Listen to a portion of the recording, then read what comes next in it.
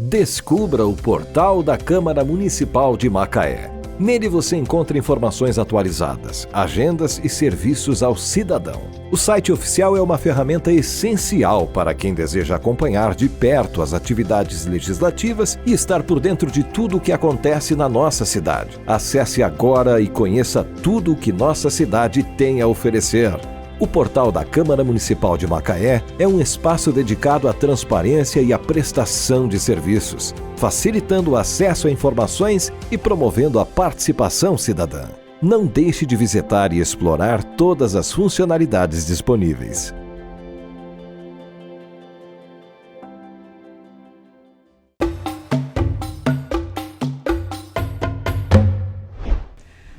Sejam bem-vindos ao Raízes, o programa que conversa com quem faz parte da história de Macaé. E hoje eu vou conversar com uma pessoa que ela faz parte, conta a história, viu? Apesar de ser uma pessoa nova, tem a história para contar. E ela faz aquele namoro, sabe? Campos, Macaé, ela é de Campos, mas é de Macaé também. Guia turístico, já foi presidente do Teatro de Macaé, não é isso? Eu converso hoje com Paloma Rosa. Prazer em te receber. Obrigada, Joyce. Que bom estar aqui com você. Obrigada. Na verdade, assim, eu sou um pouquinho depois de Campos. Eu sou de uma cidadezinha chamada São Fidélis. Mas a gente vive em Campos, né? Porque Campos é um polo de estudo muito grande. E agora, Macaé, que é minha casa, minha cidade, né, que me abrigou, me acolheu, e realmente eu e Macaé, a gente tem um caso de amor. Eu sei. A gente tem um caso de amor muito bacana, de uns anos pra cá, então, muito forte, né, até nas mídias, né, eu falo muito de Macaé o tempo inteiro, e é isso, a gente vai falar um pouquinho desse laço. Esse emaranhado aí que nos permeia. Ô, Paloma, você veio pra cá em 2012, né? Isso. Quando você veio a trabalho? Foi. Em 2012 eu passei no concurso para, antigamente, né, que era a Fundação Macaé de Cultura, e para trabalhar no Teatro Municipal. O teatro ainda estava em reforma, ainda ficou um tempo numa reforma, como ele está hoje em dia, numa reforma. E aí depois inaugurou, foi muito bacana. Na época da inauguração a gente fez muitos eventos. E foi a gente, né, trabalhando até que eu assumi uma determinada período, né, a presidência do Teatro Municipal, uma equipe fantástica que estava trabalhando na época. E depois eu saí, porque eu peguei uma licença, né, da prefeitura para gerenciar alguns projetos pessoais. E aí quando eu retorno, já não é mais fundação, já era secretaria, né, tinha mudado. E aí eu fui para o Museu Solar dos Melos, que o museu pertence à Secretaria de Cultura. E dentro do museu, eu comecei a conhecer Macaé de forma diferente, porque o museu, ele tem uma biblioteca, que é uma biblioteca com livros locais e regionais. E é diferente de uma biblioteca convencional, né? Porque tem aquele livro geral. Você tem todas as histórias de tudo, né? Pois é. E aí, assim, a gente, nos intervalos, na hora do almoço, enfim, a gente pegava um livro ou outro para olhar, para ler. Chegava muita pesquisa, né? E aí eu percebi que eu não conhecia muito de Macaé. Mas que Macaé, enfim, tinha muita história, né? Porque o pessoal que passa por aqui se pergunta, será que Macaé tem história, né? Uma cidade aí com mais de 200 anos. E aí eu fui conhecendo. E aí teve um cara, em particular, que me contou muita coisa de Macaé nos livros, que foi Antônio Álvares Parada. Eu comecei a estudar Macaé por ele, né? Pô, foi ótimo. Porque Tonito, ele tem um jeitinho diferente de falar de Macaé, que encanta. E aí ele também é meio assim, ele é meio fofoqueiro. E aí eu ia entrar nas fofocas históricas. Nas fofocas da velha Macaé. E aí eu aprendi muito com ele nesse tempo. Nesse tempo que eu estava no Museu Solar dos Melos, tinha um rapaz, o Bruno, ele veio a falecer no Covid, e ele fazia um projeto lindo do museu de educação patrimonial, que chama Lugares de Memória, que leva os alunos para conhecer pontos de Macaé, principalmente Forte Marechal Hermes e Igreja de Santa Ana. E aí, quando ele faleceu, o projeto parou, porque você tem todo o profissional para fazer esse projeto, ele tem que ter, né, todo um estudo para conseguir... É como um historiador, né? Para poder Exato. passar toda a história, Ele fazer é. o contexto histórico que você faz até na Isso como aí. guia. Ele é um historiador e faleceu. É paleógrafo, enfim, somava muito com o museu. E aí, quando ficou parado, me pediram para eu dar uma força. E assim, a minha formação é engenharia, né? É engenharia civil, depois Tudo eu a me ver. formei em matemática, né? A cara da cultura. Tudo a ver. E aí eu falei, gente, como que eu vou, né? Eu sei um pouquinho da história, mas como que, né? De que forma eu vou, sendo engenheira, tudo bem, sendo professora, levar isso. Aí surgiu uma oportunidade de fazer um curso de guia de turismo, né? E, enfim, tinha uma bolsa disponível, né? As pessoas não... Essa bolsa foi para o museu, né? E foi uma outra bolsa para o turismo de uma instituição. E aí eu falei, me perguntaram se eu queria, eu falei, gente, para quem fez engenharia, o que é turismo, né? Deve ser tranquilo. Olha, Joyce, o curso é muito dinâmico. O curso é quase um ano, eu não imaginava que eu ia me apaixonar pelo turismo, como eu me apaixonei depois do curso. A gente estuda muito, né? Vários temas, inclusive administração, história da arte, manejo de grupo, primeiros socorros. E o curso foi incrível. Aí, quando eu comecei a estudar, fazer o curso, eu me senti mais preparada para ajudar o museu nessa demanda. E aí, eu comecei a estudar a história de Macaé mais a fundo nessa época. Aí, eu liguei o Forte Marechal Hermes à Igreja de Santana, né, de Santa Ana. E pronto, eu liguei os dois marcos zeros. O início de Macaé, né? 1613, outro 1630. Então, eles se conversam muito. Aí, eu fiquei pensando, como é que eu vou contar de 400 anos atrás, né? Se eu preciso entender esse processo, né? Como que a gente chega a ser vila, né? Contexto, e aí, cara, você não tem como pegar um tema isolado, né? Você tem que fazer um mergulho. Aí foi quando eu resolvi fazer esse mergulho. E uma coisa muito bacana que me ajudou a entender Macaé é que eu criei uma cronologia. Então, tudo que eu lia, Joyce, tudo que eu ouvia, tudo que chegava a mim com datas de Macaé, eu joguei nessa cronologia. Uma cronologia que eu fiz, hoje ela é enorme, porque eu que fui fazendo. Ai, você devia trazido.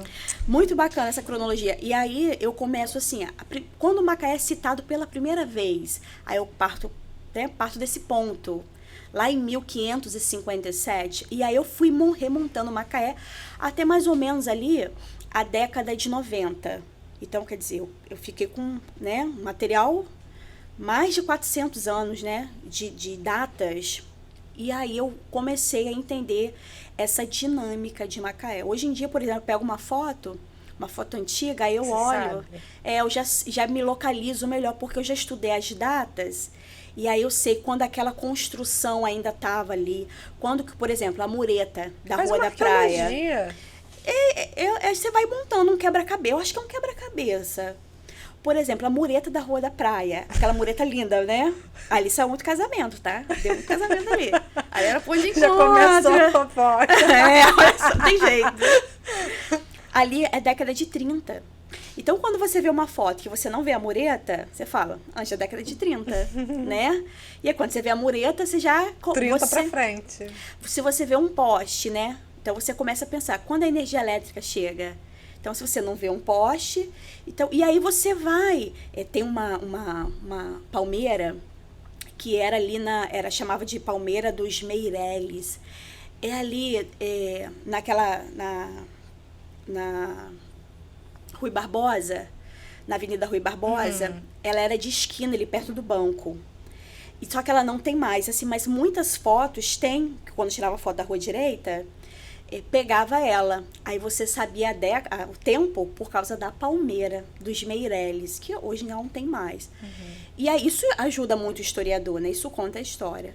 Então eu fui entendendo Macaé, fui costurando. De verdade, eu abri uma coxa de retalhos, assim, costurei na minha cabeça, assim, os tempos, as ações, né, o desenvolvimento de Macaé, né, antes da Petrobras, Mota Coqueiro, né, a praga dos 100 anos e tudo mais. Fui aprendendo as lendas. E aí, Macaé foi entrando no meu DNA de uma forma muito forte. Eu fui me apaixonando. Cada vez que eu lia, conhecia mais a história da cidade, eu me apaixonava mais pela cidade. É como se eu tivesse vivido naquela época e não vivi, Você fez né? uma imersão. Foi. uma imersão nos livros, nas memórias, assim, de andar e pegar uma pessoa que já é da cidade, antiga, e eu ficava assim, como é que era o trem, por exemplo, né? Você andou de trem? Eu andei, como é que era? Tinha à noite, tinha algum horário de madrugada, né? Porque a gente vai...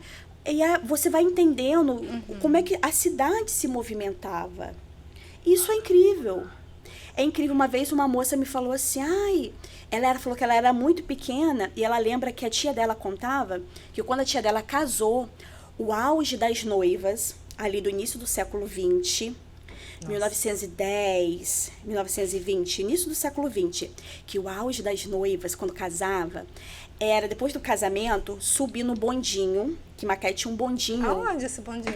Era um bondinho puxado a tração animal, puxado a burro. Então, esse bondinho, ele vinha da estação, ele pegava ali aquela rua que é do Museu Solar dos Melos, ele pegava aquela reta, depois pegava a rua direita.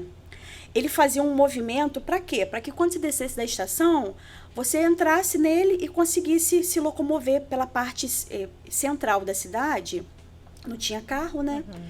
E só que esse bondinho, então era vias de trem, aquela linha férrea, com o bondinho e o cavalo puxando, e o burro puxando, né? O Rio de Janeiro já teve muito isso. A gente, inclusive, tem fotos do Matias Neto, na frente do Matias Neto, as crianças saindo da escola e o bondinho. Você vê a linha férrea, isso é real. A gente tem foto da rua direita. Ali no Solar dos Melos tem todo esse aparato, toda essa... Essas fotos que eu estou te falando, eu fui encontrando elas ao longo do processo, né, de pesquisa. Eu acredito que essa em especial não, mas a gente tem um material lá, inclusive tem um livro só de fotografias. E aí tem muita coisa da cidade. Então a gente vai ver fotos desse bondinho até na rua direita, tirando a parte da férrea, da linha férrea, e colocando aqueles blocos, né, que fazem o primeiro calçamento, que era aquele calçamento, tipo um calçamento pé de moleque. Então, o que essa menina me contou? Que a tia dela falou que as noivas, quando casavam, o auge era quando acabava o casamento, elas entrarem no bondinho e desfilarem como noivas pela cidade, pelo centro da cidade. Então, assim, imagina, né, você com um vestido lindo, né? Eu acredito até que botava aquelas latas, igual o carro, que bota aquelas latas, né? Que fica trepidando. Sim. E um bondinho todo enfeitado, com flores. E a noiva, acabou de casar, olha que auge, né? A noiva passando. Era casamento, antigamente casamento era um glamour. Nossa, era onde você usava sua roupa mais bonita. Era o casamento, gente, né? Hoje a gente se arruma pra ir pro shopping, pra gravar podcast. Antigamente era o casamento. Aquele tamanco de madeira que mamãe dava, era o casamento. Não tinha outro lugar pra eu ir, a missa ou casamento, né? Paloma, você é exatas, né? E ao mesmo tempo humanas. Você começou primeiro nas exatas. Foi isso ou você começou primeiro com humanas? Não, na verdade, eu sou uma artista, né? Já de pequena. Então, eu começo a dançar muito cedo. Cedo que eu digo assim, uns 9 anos, assim, 8, 9 anos. E aí, depois, dançar principalmente na igreja. Eu entro por um grupo de dança que a gente viaja ao Brasil, fazendo musicais. Principalmente o estado do Rio e alguns outros estados, né? E eu, dançando, eu me torno coreógrafa. E aí, quando eu tava coreógrafa, eu ganhei mais de 14 troféus dançando. Você dança bem, Paloma? Dancei, né? Já dancei. Hoje em dia, eu não levanto a perna nem em 30 graus, assim. Eu sou uma negação hoje em dia. Bailarina? Qual que era? Era uma dança, era como se fosse um contemporâneo, né? E hoje em dia chama dança livre. Até que a gente consegue misturar vários ritmos numa mesma melodia. Até porque a dança evangélica, a música evangélica, às vezes ela e ela é bem misturada. Então, hoje em dia, né, até hip hop, mas era mais um contemporâneo livre. E a gente dançava em grupo. E aí a gente fazia musicais, isso lá ainda em São Fidélis. E aí eu fui então, dançar, a parte artística sempre era muito presente em mim. E aí, quando eu passo no concurso, eu passo para o Teatro Municipal, né? Para poder dar suporte a essa parte de cenografia, né? Eu sou cenotécnica, trabalho com palco. E eu já fiz muito teatro, né? Já apresentei de forma não profissional. E E eu tenho uma carteira, eu sou diretora de produção artística pelo Sindicato Nossa. dos Artistas do Rio. Que bacana. Que é o SATED, né? O SATED que você, quando é ator, você precisa tirar sua credencial. Então, eu tenho uma credencial, tá na minha carteira de trabalho. Foi um pré-requisito para eu assumir o concurso. Então, essa parte de arte sempre foi muito em mim. Mas eu também era aquela criança, assim, que queria, sabe, queria ser astronauta. Não, eu queria... Eu olhava e falava assim, cara, como é que é ir pra Lua? Então, quando eu tive a oportunidade de estudar aqui em Macaé, fazer uma faculdade já concursada, eu quis ir para as exatas. Eu quis ir para uma área completamente, porque eu pensei assim, eu sempre vou dançar. A dança, a arte é uma coisa que não sai de você, né? É igual a música, o esporte, não sai de você. Então, aqui em Macaé, eu me formei pela Estácio como engenheira, e aí eu fui por outro viés. Já estou na cultura, né? Pensei, já estou na cultura. Já faço isso de forma muito natural. E aí eu fui por outro viés, que foi... Mas não adianta, né? Olha eu, voltando. Isso voltando casa pras muito raízes. com a... Exatamente. Isso casa muito com o que eu ia perguntar para você, se o ambiente que você foi criado, a sua infância, de alguma forma influenciou no trabalho que você realiza hoje, tanto, né, como guia, né, como historiadora, né, por que não? Porque o que você sabe então influenciou, de certa forma. Sim. Hoje em dia, quando eu trabalho, né, a parte do guia de turismo, né, quando eu trabalho guiando, porque o guia exerce vários papéis, né? Quando eu trabalho guiando, por exemplo, num forte, né? Que eu preciso não só conduzir o grupo, mas contar a história, porque às vezes você vai guiar um determinado grupo, que você chega lá, tem um profissional te esperando para te explicar o contexto. Aí você só faz um manejo de grupo. Mas aqui em Macaé, a maioria não tem, né? O Solar dos Melos tem uma condutora dentro do Solar, uma professora, mas a maioria não tem. Então, você tem que fazer o manejo do grupo, mas contar a história daquilo que está sendo proposto ali. E aí eu percebi que eu tinha muita facilidade e vem dessa veia artística. Vem desse tempo que eu fiz teatro, que eu dancei, essa coisa de ser professora. Então, eu consigo chamar...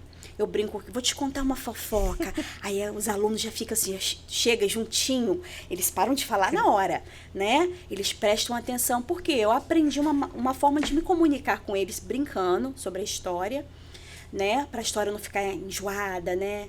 Você acha que tá aí o gatilho? Eu acho que tá. Eu acho que o jeito de contar, que é o que atrai, né?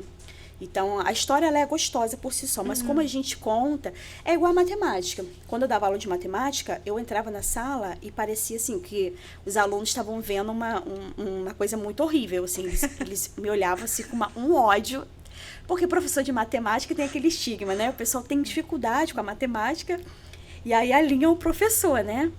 E aí, o que eu percebia? Mas é mais uma associação, né? É. Que você escuta a vida inteira. Exato. E aí, o que eu fazia? Eu precisava ganhar eles pra mim primeiro. Dizendo, tá tudo, né? Tá tudo bem, gente. Eu sou professora, mas vai dar certo. A matemática é legal, calma.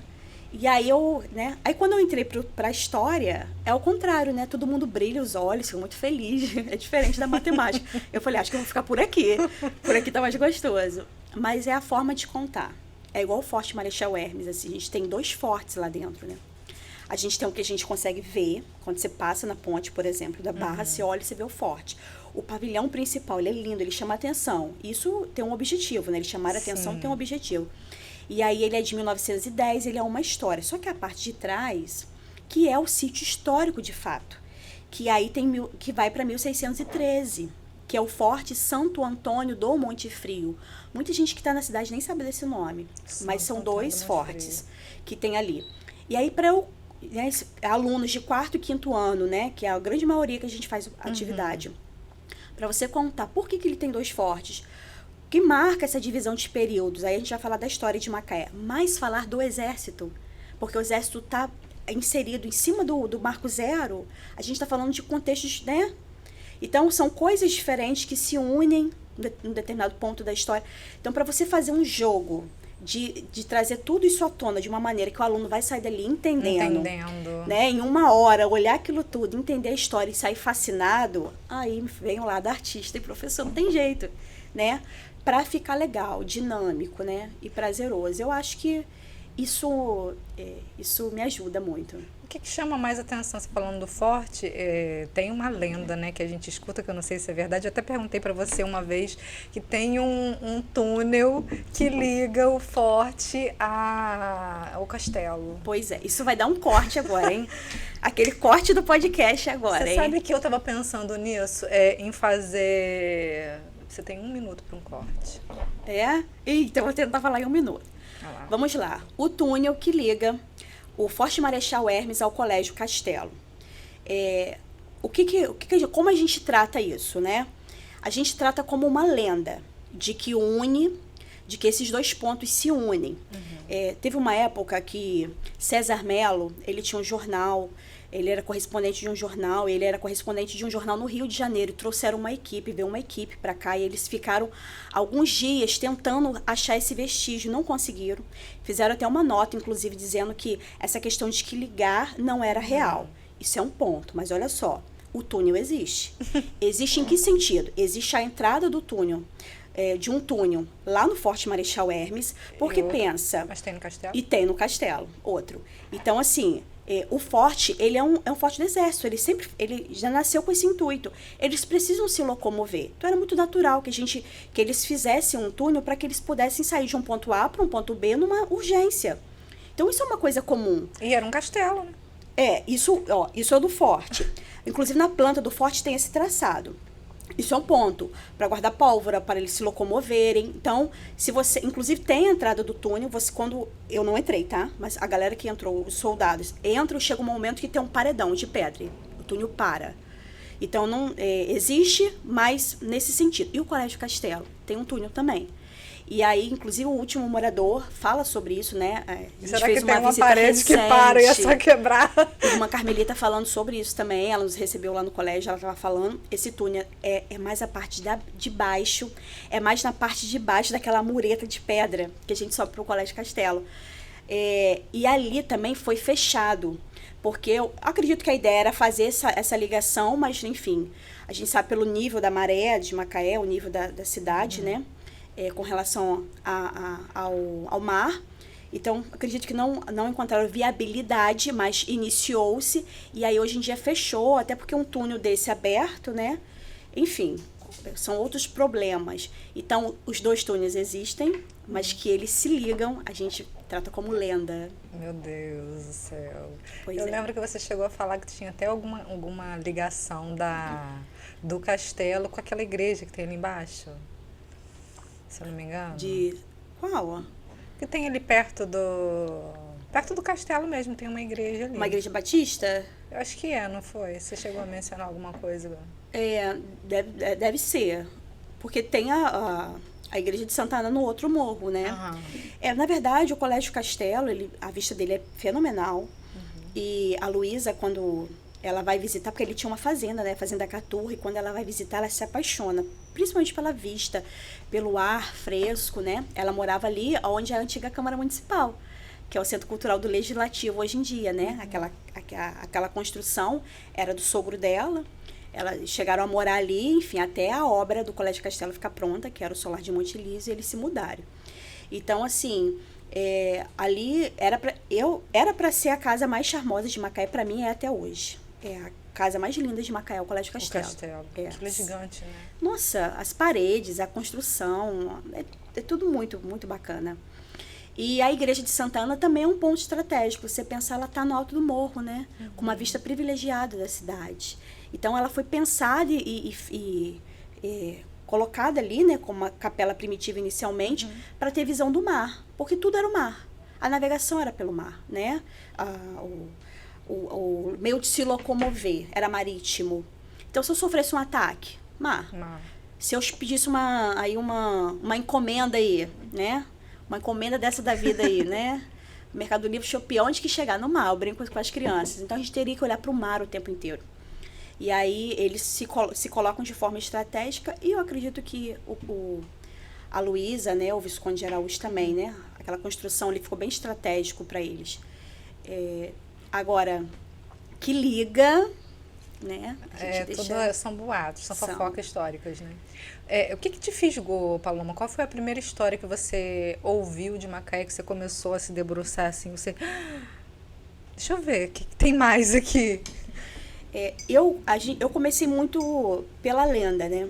A lenda de Santa Ana é a lenda mais famosa que a gente tem, né? A lenda da Santa Ana, a lenda da Santa Fujona, que deu origem ao nome das ilhas de Macaé, né? O arquipélago de Santa Ana, a ilha de Santa Ana. Falava, gente, mas por que a ilha, o arquipélago, a igreja, que ligação é essa? Então, elas se ligam por conta da lenda. E aí eu comecei a me chamar a atenção porque eu ficava assim, lenda é sempre curioso. E eu ficava, né? Quando que foi a época dessa lenda? Será que essa lenda foi verdade? Até em que ponto ela era lenda e até que ponto ela era verdade. Eu confesso para você que isso me atraía, essa questão da Santa Ana, assim.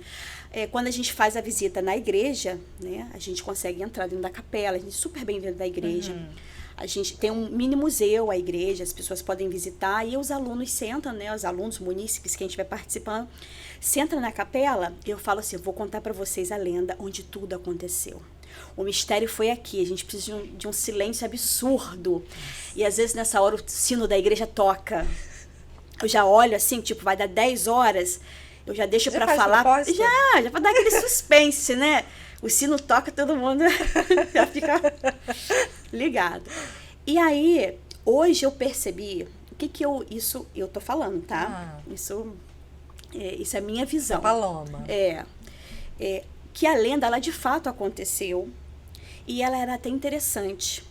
Ela foi até interessante para a época, porque numa época que a gente não tinha comunicação. Então, se eu falo para você que o que acontecia quando a santa fugia, esses alagamentos que a gente vê em Macaé hoje em dia já existiam naquela época.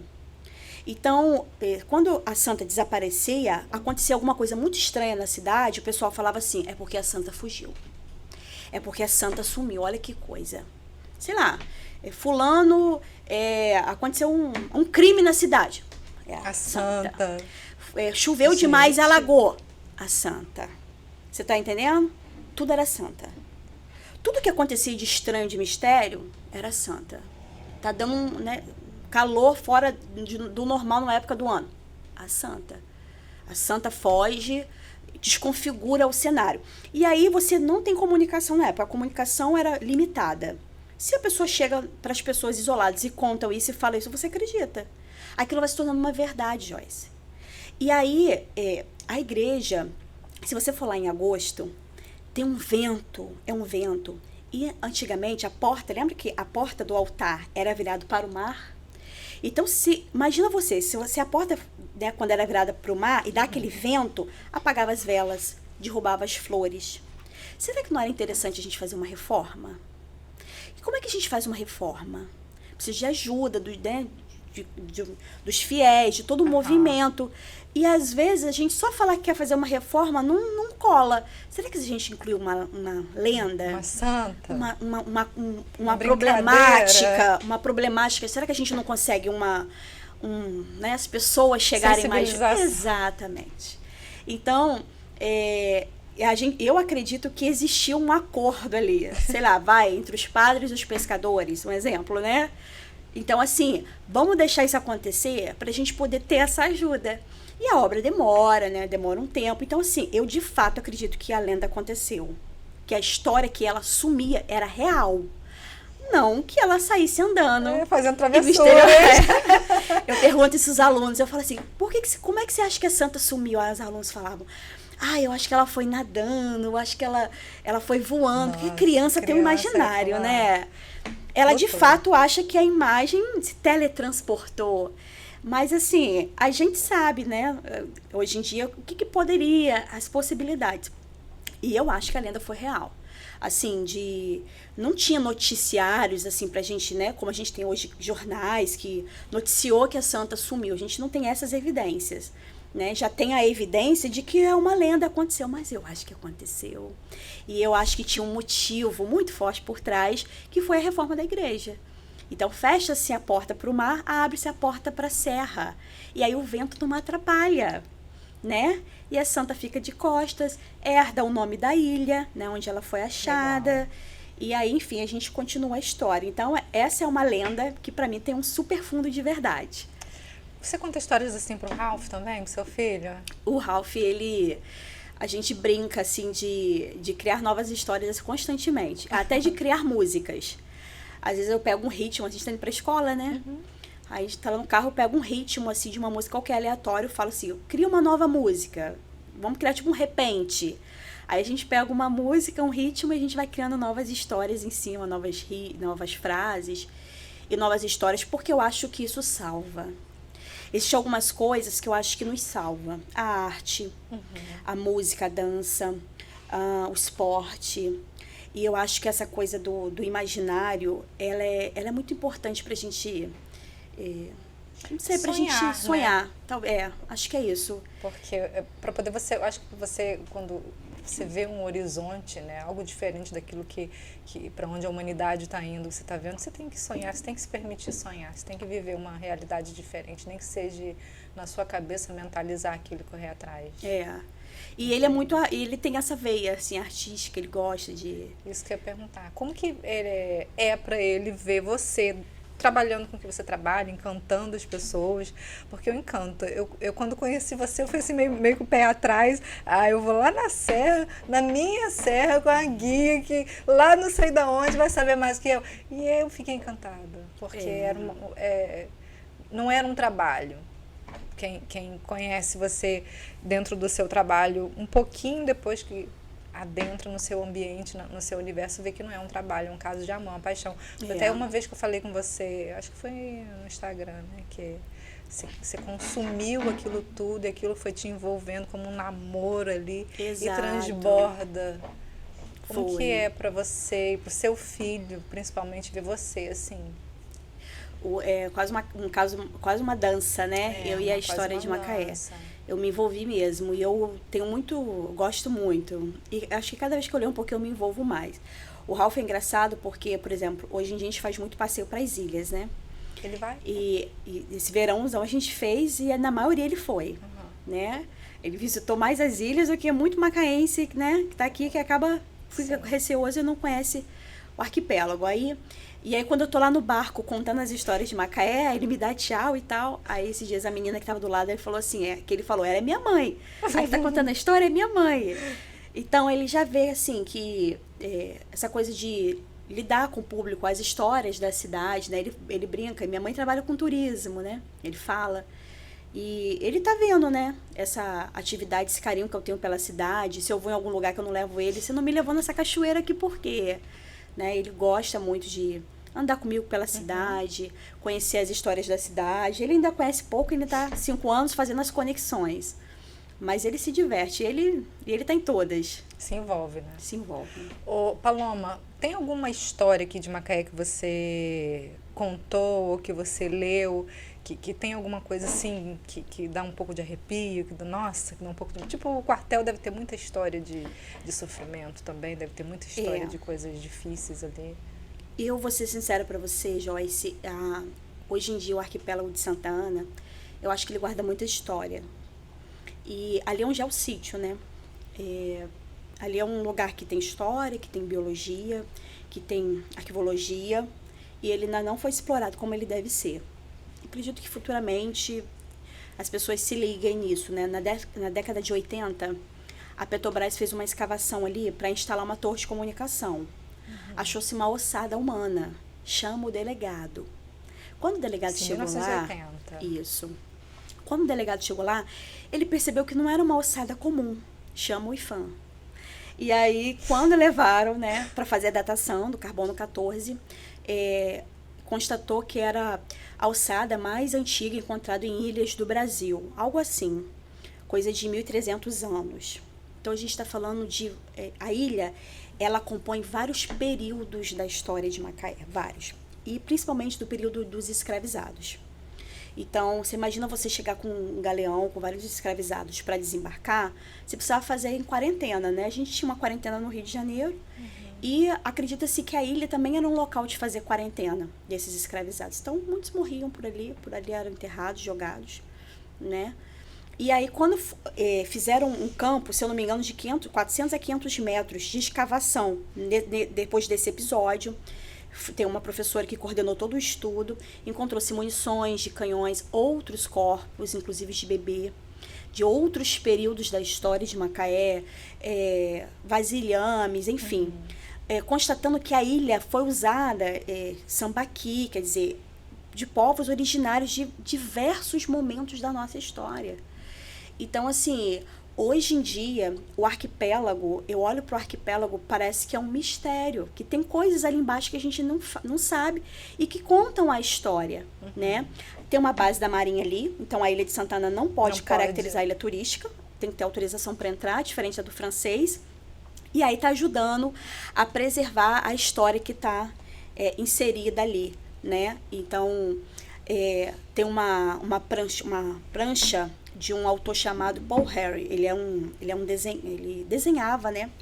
Se eu não me engano, era o jornal The African, que ele foi contratado para vir para o Brasil desenhar como os escravizados estavam sendo tratados. E ele para no Rio de Janeiro, fica um tempo lá, e ele vem num desses barcos aqui para Macaé. Quando ele chega aqui, ele desenha, isso é domínio público, qualquer pessoa pode pesquisar e achar essa prancheta, de repente eu te mando, você já põe aqui pra galera ver. Ah, legal. Você vai ver assim, ó, o que ele inclusive tá escrito assim, Ilha de Santa Ana. Ele desenhou ele daqui do mar olhando para a ilha, tá? Essa é a visão dele.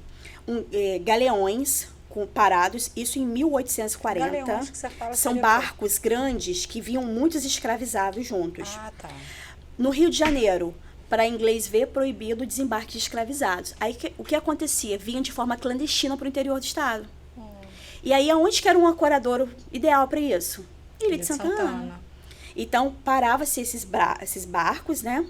Esses grandes barcos, e com barco em off, e aí não pode descer no Porto de Imbetiba, tá proibido, né? Um porto legal. Porto de Imbetiba chegou a ser um porto federal, quando tinha alfândega, isso é outra história. E aí, né? Conta a história. E aí eles pegam os barquinhos menores e desembarcam esses escravizados ali pro Barreto, ali para aquela região do Pecado, Mar do Norte, Rio das Ostras, porque comercializava ainda os escravizados. Então, Macaé, as ilhas sendo utilizadas, as ilhas eram estratégicas demais, gente. Aquelas ilhas, eu olho para elas, é um oásis no deserto. Imagina você navegante, vindo de longe, de outro continente, né? E aí você tinha as ilhas. Inclusive tinha água potável nas ilhas, falava-se antigamente, porque chovia e acumulava fazia como se fosse uma lagoa. Então as pessoas, enfim, vai ter relatos da ilha, assim, desde 1557 tem relato das ilhas. Então, as ilhas é um grande mistério. Eu acho que eu olho para ela assim, tem muita coisa para ser revelada ali. O que mais te anima? Mas te anima nessa descoberta toda? Olha, o que me anima muito é o desenvolvimento do turismo diante dessa questão das histórias da cidade. A cidade tem mudado o cenário turístico de uns anos para cá, de uns 3 a 4 anos para cá, de forma muito forte. O ano passado, aqui em Macaé, nós recebemos, isso são dados da mobilidade urbana, né, que faz esse controle, né, que os ônibus que chegam pedem autorização para entrar. Mais ou menos 350 ônibus o ano passado, em 2024, Macaé recebeu para a rede hoteleira, né? Nossa, hospedado na região. É muita coisa. Só em janeiro desse ano, os dados, se eu não me engano, a gente recebeu 71 ônibus só em janeiro de turismo aqui em Macaé. E isso é muito bacana. Então, a gente está começando a receber esse público. Eu mesmo, semana que vem, né, tem um grupo de Niterói para receber. Semana passada eu recebi um grupo de São Paulo. Então, a gente, hoje em dia, para os passeios para as ilhas, por exemplo, 50% é munícipe e 50% é turista. Isso para Macaé é muito bacana. Isso me anima muito com relação às histórias, com relação ao desenvolvimento turístico de Macaé, eu como guia, né? E eu tô vendo esse cenário mudar e eu tô bem nessa onda, surfando essa onda gostosa e desenvolvendo isso, né, para a cidade. Sabe uma coisa que me veio aqui? Qual a sua sensação, mesmo não sendo de Macaé, mas você, né, mais do que de Macaé hoje em dia, qual a sua sensação de estar trazendo à tona esse regionalismo, esse amor novamente das pessoas a a cidade, porque tudo que a gente ouve de Macaé é trabalho, tudo que a gente ouve de Macaé são negócios, tudo que a gente ouve de Macaé é turismo, mas você está trazendo a história, o regionalismo. Qual a sensação de você estar fazendo esse resgate para a população ou para as pessoas de fora? O que acontece? Existem... quem que faz esse trabalho de forma muito fenomenal? São os historiadores. Né? Eu sou uma memorialista, uma guia. Só que como é que você acessa essas informações deles? Não tem, né? É difícil. Um livro, tem certos livros que são, de Tonito, por exemplo, são raríssimos, você não consegue comprar. Como é que você lê isso? Então, o que eu fiz? Inclusive, eu criei uns videozinhos que eu falo que é Pílulas de Macaé, que aí de vez em quando eu vou lá e conto um pouco da história e jogo isso nas minhas redes sociais, que ficou mais palpável para você poder acessar uma informação, uma história. Então, por exemplo, eu falei do canal Campos de Macaé, foi um vídeo que viralizou, porque aí viralizou em Campos, viralizou aqui. Eu falei do Palácio dos Urubus, porque as pessoas passam, vê aquela construção caindo, não sabe por quê, né? Ela escorada, é o único patrimônio tombado que a gente tem, o único patrimônio material tombado de Macaé. Tombamento da década de 70. Então, aí eu fiz um vídeo explicando a origem do palácio. A origem, voltei lá na Baronesa de Muriaé, fui a fundo na história, né? Sim. Você conhece a conheço história? as histórias. E aí fui trazendo outras, assim, porque a gente vê ali em Nova Aurora, que são fachadas muito tradicionais que a gente passa e vê. E, pô, você pensa, tem história aqui, você não sabe qual é, mas você sabe que tem história. Então você... resgata. Exatamente. E aí as redes sociais deram voz, né? E aí eu com esse jeitinho de brincar, de contar, né? E trazendo a história, isso foi assim, um casamento perfeito. Então muitas pessoas brincam, falam assim, eu tô conhecendo Macaé através das suas histórias. Porque algumas fachadas se perderam, aí um pouco que tem. Você sabe que tem história, mas também não sabe do que, qual é, né? Então, assim, esse público que tá vindo agora, né? Vem pela rede hoteleira, pela rede gastronômica, tá? Esse é o primeiro motivo deles virem, porque a gente tem uma rede hoteleira, a segunda melhor rede hoteleira do estado do Rio. Há 70 anos nós sustentamos esse título em Macaé. Uau. A gente começa a sustentar esse título com um grande hotel balneário na Imbitiba, aquele rosa, né? Ali do lado do porto. Ele é de 1889, com 30 quartos. Marco, era 5 estrelas.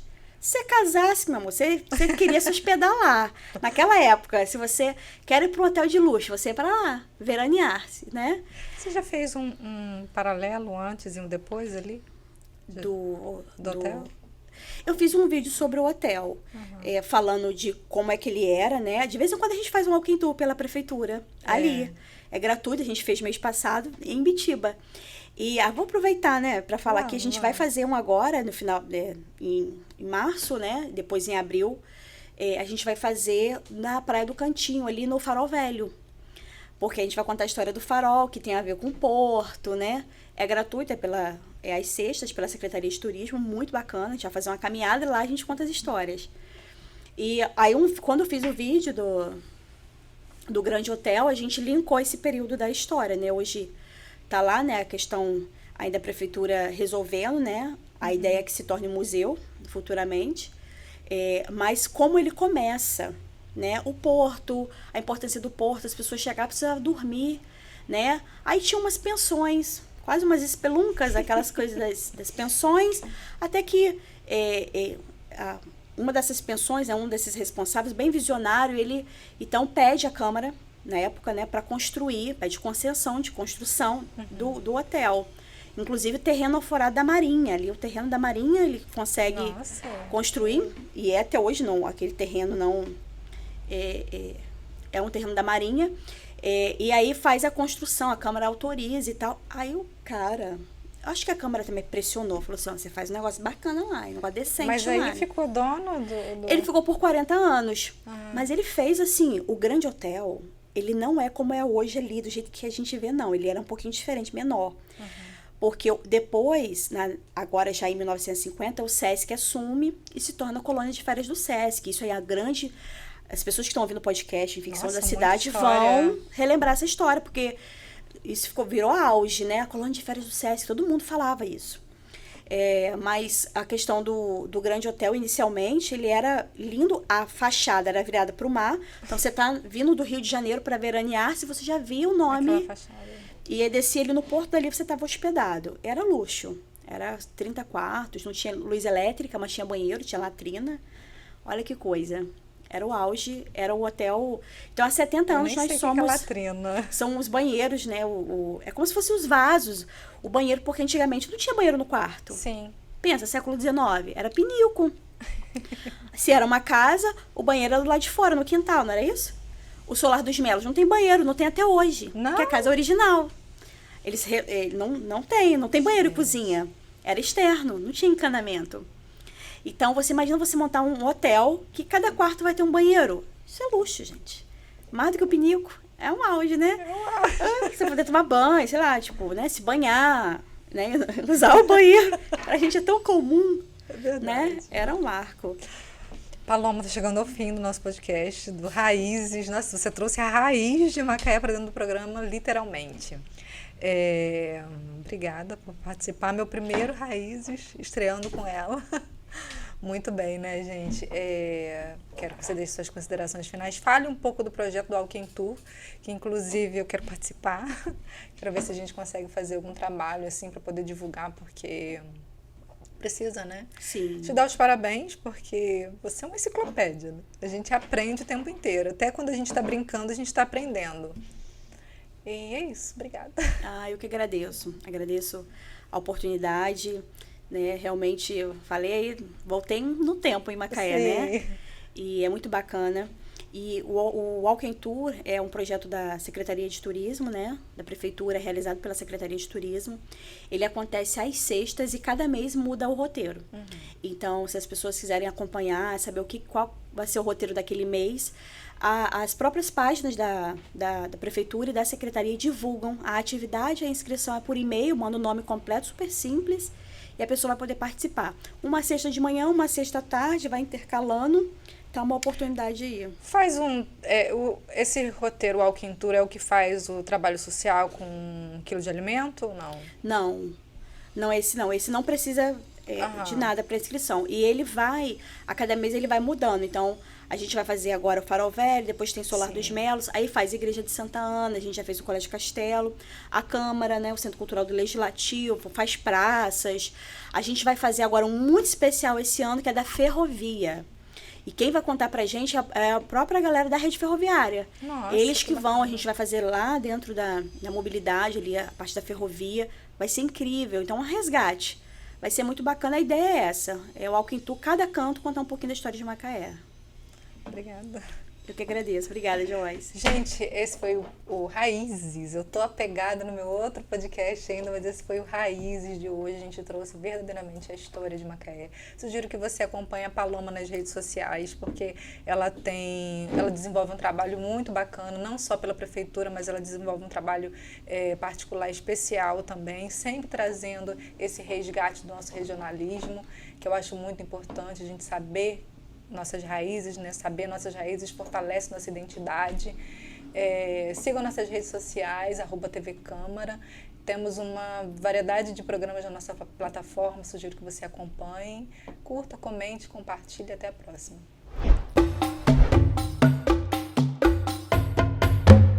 Descubra o portal da Câmara Municipal de Macaé. Nele você encontra informações atualizadas, agendas e serviços ao cidadão. O site oficial é uma ferramenta essencial para quem deseja acompanhar de perto as atividades legislativas e estar por dentro de tudo o que acontece na nossa cidade. Acesse agora e conheça tudo o que nossa cidade tem a oferecer. O portal da Câmara Municipal de Macaé é um espaço dedicado à transparência e à prestação de serviços, facilitando o acesso a informações e promovendo a participação cidadã. Não deixe de visitar e explorar todas as funcionalidades disponíveis.